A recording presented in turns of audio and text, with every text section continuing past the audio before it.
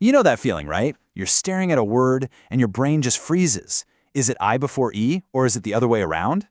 Ugh. Well, today we're going to dive headfirst into the wild, wonderful, and, yeah, sometimes maddening world of English spelling. And look, I get what you're probably thinking. We live in a world of red, squiggly lines, right? We've got autocorrect, we've got predictive text, our phones and computers are basically cleaning up our mistakes 24/7. So does being a good speller even matter anymore? You know, that is a totally fair question, and we're going to unpack it right now. The short answer? A big, resounding yes. But the reasons why? Well, they might actually surprise you. Okay, take a look at this sentence. What's so wild here is that a spell checker, it might not flag a single one of these mistakes. Why? Because intensive is a word, it's is a word, and doggy is a word. See, the tech is smart, but it's not that smart. It catches typos, but it often misses when we use the wrong word entirely. It doesn't understand meaning, and that's a huge blind spot. And let's be real for a second. English spelling is just weird. It can feel like a total maze of silent letters, strange rules, and exceptions to those rules. It's tough, but here's the good news. There are some really simple keys to help you navigate that maze. So yeah, even with all those digital safety nets, getting your spelling right has some very, very real-world consequences. We're talking about the hidden costs, the price you pay for just one tiny typo. I mean, just look at this classic example. A single letter, just one little L, can change everything. It turns a professional statement into something, well, something you definitely do not want in an email to your boss. It's a funny example, sure, but it's a powerful reminder that tiny details can have a massive impact. And it goes way beyond just one embarrassing email. Think about it in your own life. When it comes to your career, good spelling just screams professional credibility. It shows you have an eye for detail, it makes your communication crystal clear so you avoid those costly misunderstandings. Honestly, it even builds your own confidence, right? You feel better about what you're writing. And for anyone in school, it makes sure that your brilliant ideas are understood and get the credit they absolutely deserve. All right, so we've covered the why. We know it's important. Now for the fun part, the how. How do we actually get better at this stuff? And don't worry, this is not about memorizing the entire dictionary. It's just about having a few simple strategies in your toolkit. And really, we can boil it all down to 3 powerful techniques. Number 1, break it down. Take those big, scary words and chop them into smaller pieces.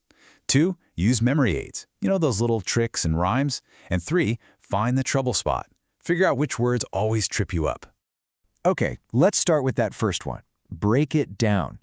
A word like responsible can look a little intimidating, right? But look what happens when you just split it into syllables. R, spawn, C, bowl.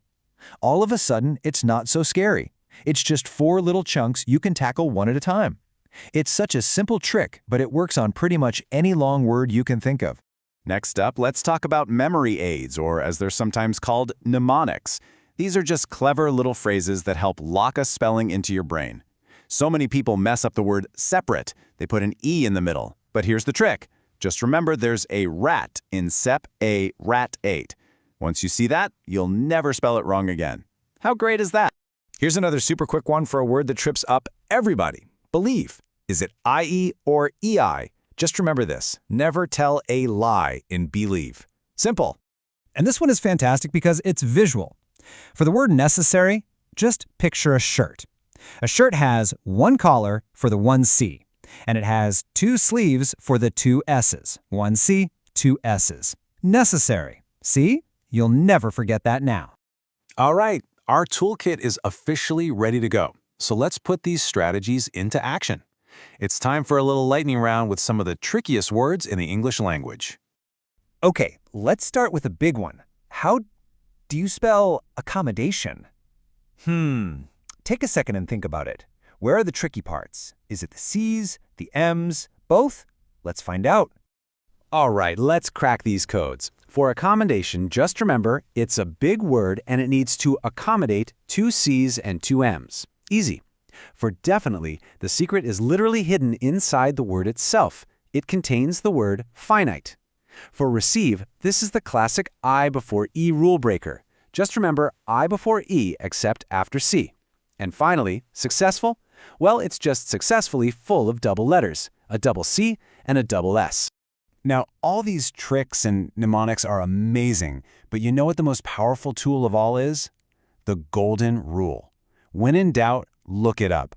Seriously, don't guess. Using a dictionary or even just keeping a quick list on your phone of words that always get you, these are simple habits that make a huge difference. So really, if there's one thing to take away from all this, it's this. Being a good speller isn't some kind of magical talent you're born with. It's not. It's a skill. And just like any other skill, it's something you can learn and master with the right strategies. So, I'm going to leave you with a question to chew on. Using the tools we just talked about, what's that one word that has always given you trouble that you now feel ready to finally conquer? Think about it. Thanks so much for joining me.